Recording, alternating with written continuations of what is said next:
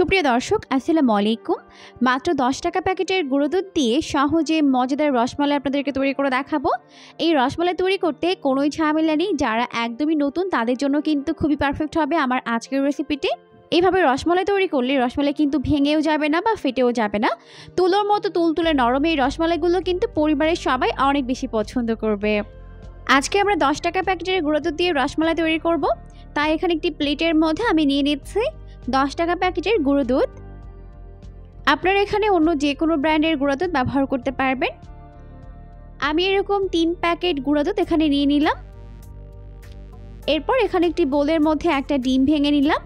এখন এই ডিমটিকে ভালো করে ফেটিয়ে নিতে হবে। ডিমটিকে ভালো করে ফেটিয়ে নেওয়ার পর এখন এটাকে একটি সাইডে রেখে দিচ্ছি। এরপর এই দুধের মধ্যে আমি দিয়ে দিচ্ছি হাফ চামচ পরিমাণ বেকিং পাউডার। এটা কিন্তু বেকিং সোডা না, যেটাকে খাবার সোডা বলে ওটা কিন্তু না, এটা বেকিং পাউডার। আর দিয়ে দিলাম হাফ চামচ পরিমাণ ঘি। এরপর সব কিছুকে একত্রে দুধের সঙ্গে খুব ভালো করে মিশিয়ে নিতে হবে। একটু সময় নিয়ে মেশাতে হবে যাতে করে সব কিছু দুধের সঙ্গে মিশতে পারে। তো সব কিছু মিশিয়ে নেওয়ার পর এখন এর মধ্যে অল্প অল্প করে ডিমের মিশ্রণ দিব আর এটাকে ভালো করে মিশিয়ে নিব। তবে চেষ্টা করবেন এখানে ডিম একবারে না দিয়ে এইভাবে অল্প অল্প করে দিয়ে মিশিয়ে নিতে।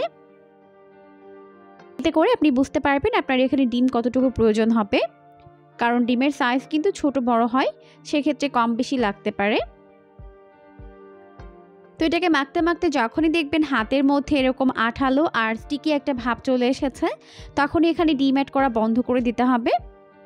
আর ভয় পেয়ে কিন্তু এটাকে আবার শক্ত করে ফেলা যাবে না, তাহলে কিন্তু এই ডোটা আর পারফেক্ট হবে না। তো এরকম হাতের সঙ্গে লেগে যাবে। এটাকে এখন আমি 2 মিনিটের জন্য রেস্টে রেখে দিব। এরপর হাতটা ধুয়ে নিলে দেখা যাবে এটা সেট হয়ে গেছে। তো ফিরে এলাম 2 মিনিট পর। এখন হাতটা ভালোভাবে ধুয়ে ক্লিন করে নিয়েছে আর হাতে অল্প একটু ঘি মেখে এখন আমি রসমালাইয়ের শেপ তৈরি করে নিব। তাই এখান থেকে অল্প অল্প করে মিশ্রণ নিয়ে হাতের মধ্যে নিয়ে এরকম গোলাকার শেপ দিয়ে নিচ্ছে। আর দেখতেই পাচ্ছেন এখন কিন্তু এটা ভালো করে সেট হয়ে গেছে, তাই কিন্তু হাতের সঙ্গে আর কোনোভাবে লেগে যাচ্ছে না। তো এইভাবেই আমি একটি একটি করে সবগুলো রসমালাই শেপ বানিয়ে নিব। আর অবশ্যই লক্ষ্য রাখতে হবে রসমালাইয়ের উপরে স্কিনটা যেন স্মুথ হয়, ফেটে যেন না যায়। ফেটে গেলে কিন্তু রসমালাইগুলো পারফেক্ট হবে না।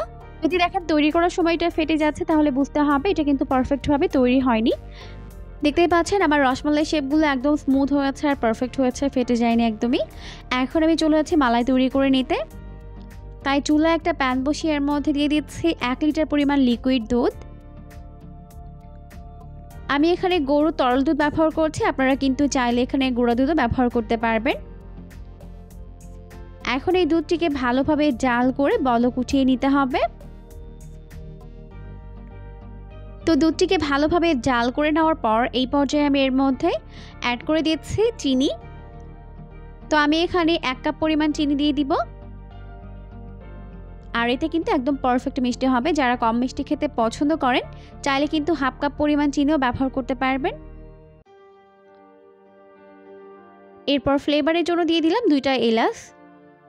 দিয়ে এখন ভালোভাবে জাল করে চিনিগুলোকে গলিয়ে নিতে হবে।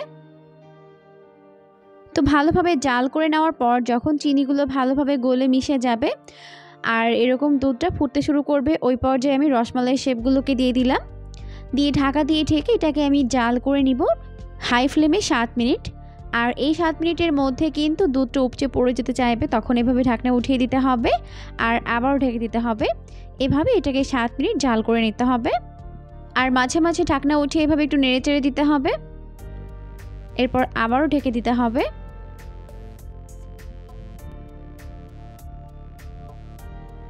তো প্রায় 7 মিনিটের মতো জাল করে নিয়েছি আর এখন কিন্তু আমাদের রসমালাই রেডি হয়ে গেছে। এখন একটি রসমালাই আপনাদেরকে কেটে দেখাচ্ছি, দেখতেই পাচ্ছেন কত বেশি পারফেক্ট হয়েছে। ভিতরে কিন্তু কোনো শক্ত অংশ নেই, অনেক বেশি সফটওয়্যার তুলতুলে নরম হয়েছে। আর আমার রসমালাইগুলো কিন্তু ভেঙেও যায়নি বা ফেটেও যায়নি। এই পর্যায়ে আমি এটাকে আরও কিছুটা সময় জাল করে একটু ঘন করে নিব, কারণ রসমালাইয়ের মালাইটা একটু ঘন হলেই খেতে ভালো লাগে। তো জাল করে নিয়েছে, এখন আমি এটাকে উঠিয়ে নিচ্ছি। আমি এটাকে একটি পাত্রের মধ্যে উঠিয়ে নিব। অনেকেই বলেন ঠান্ডা হয়ে গেলে রসমালাই শক্ত হয়ে যায়, তো আমি ঠান্ডা অবস্থায় আপনাদেরকে একটি রসমালাই কেটে দেখাবো যে আমার তৈরি রসমালাইগুলো কিন্তু শক্ত হয়ে যায়নি, একদম পারফেক্ট রয়েছে। তো সবগুলো রসমালাই আমি উঠিয়ে নিয়েছি আর এরপর ভালো করে ঠান্ডা করে নিয়েছি। তো দেখলেন তো মাত্র 10 টাকা প্যাকেটের গুঁড়ো দুধ দিয়ে কত সহজে মজাদার রসমালাই তৈরি করা যায়। তো এখন আমি আপনাদেরকে কেটে দেখাচ্ছি, দেখুন কত বেশি সফটওয়্যার তুলতুলে নরম রয়েছে। আশা করছি রেসিপিটি ভালো লেগেছে, ভালো লাগলে অবশ্যই ফ্রেন্ডস এবং ফ্যামিলির সাথে শেয়ার করবেন। আজকের মতো বিদায় নিচ্ছি, আল্লাহ হাফিজ।